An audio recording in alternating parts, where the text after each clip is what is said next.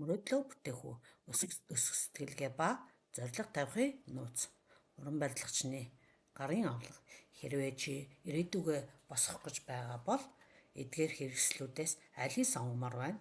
Гайхалтай сайхан барилгачин болох уу? Спортын өндөр амжилттай тамирчин болох уу? Эрдэм мэдлэгтэй инженер болох уу? Тэгвэл мөрөөдөл гэж юу вэ? Мөрөөдөл бол чиний ирээдүйн зураг төсөл юм. Гэхдээ зураг нь цаасан дээр үлдвэл хизээч бодит байшин болохгүй. Мөрөөдөл бол толгой доторх төлөвлөгөө, харин төлөвлөгөө бол цаасан дээрх мөрөөдөл юм. Жинхэнэ амжилтын мөсөг үнэл. Хүмүүс амжилтыг харахдаа зөвхөн гадаргууд дээр нь байгаа амжилт, алдар хүнд, өндөр үнэлгээг л хардаг бол жинхэнэ амжилт бол усны гүнд байдаг. Түүн дотор шантрал, сайн дадал зуршил, шургуу хөдөлмөр, тоо томшгүй олон алдаа, золиос цөхрөлтгүй оролдлого нуугдаж байдаг. Тарих судлалын эрдэмтдийн судалснаар сэтгэлгээний хоёр төрлийн хэв шинж байдаг. Нэгдүгээрх нь тогтмол сэтгэлгээ. Ийм сэтгэлгээтэй хүмүүс би угаасаа л авьяасгүй, алдаа гарвал би тэнэг гэсэн үг юм байна.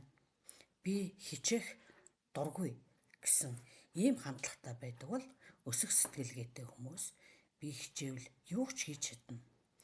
Алдаа бол суралцах гайхалтай боломж.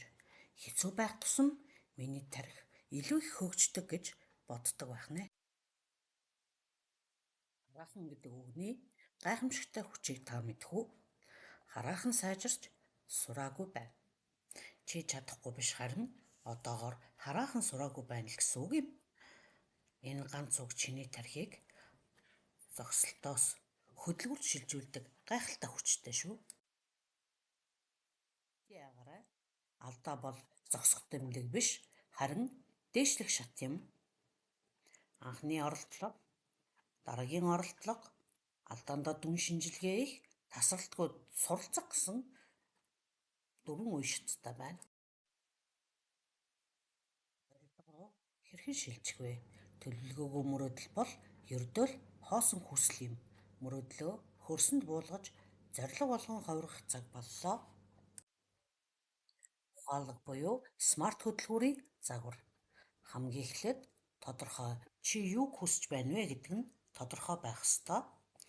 Дараа нь хэмжигдэхүйц байх ёстой. Хүрсэн эсгээ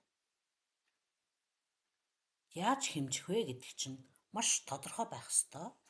За дараа нь зорилго чинь хүрэх боломжтой байх ёстой. Чиний үр дүн чадварт нийцсэн байна гэсэн үг. Дараа нь бодит байх ёстой. Бодиттой өөрөөр хэлэх юм бол чи хэрэгжүүлж хийх боломжтой байна гэсэн үг. Хамгийн төгсгөлд нь тодорхой хугацаатай байна. Хизээ эхлээд хизээ дуусах нь тодорхой байх ёстой. Ба смарт ухаалаг зорилгын ялгааг хараарай. Өдөр тутмын жижиг дадал туршлууд бол чиний мөрөөдлийн байшинг босгох тоосох юм. Ганц том үсрэлтээр биш, өдөр бүр нэг тоосгоор мөрөөдөл чинь сүндэрлэх болтугай. Чиний зорилго чамайг хүлээж байна. Хичээгээрэй хүүхдүүдээ.